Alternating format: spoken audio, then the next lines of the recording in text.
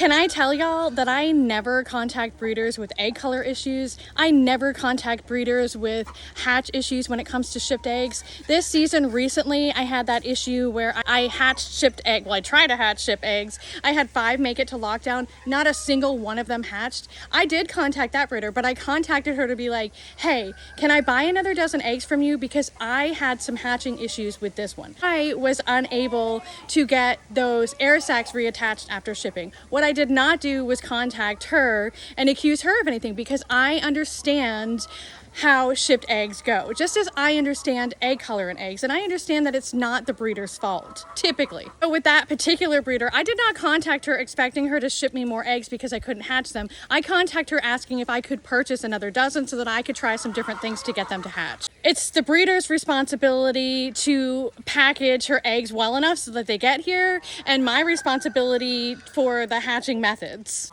There was another time years ago, I was just really getting into and just wanting to breed chickens, and I had raised or hatched some of her eggs, but I had some of her chicks. They were black copper Morans, and they started to feather out like really mossy, and I had no experience with mossiness at that time. I thought maybe they were mixed, and so I contacted her about that.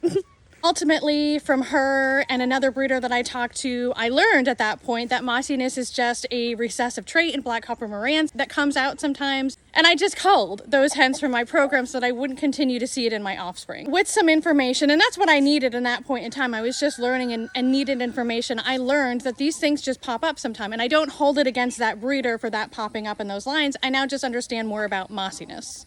I will say the one time I do feel like it's appropriate to contact a breeder and let them know what's happened is if you receive chicks on time, in the time when the post office scheduled them to be delivered. You pick them up within an hour of them arriving to the post office, and chicks are dead in the box upon arrival when you've picked them up in a timely fashion. In those circumstances, I do believe it's appropriate to let the breeder know and see if there's anything they want to do to compensate that. But it is your responsibility to read their policies before purchasing too. Some breeders, when that happens, it'll be right in their policies on their website that they do not offer any kind of compensation. So it is your responsibility as the consumer to be aware of those things before purchasing. Not all breeders are that way.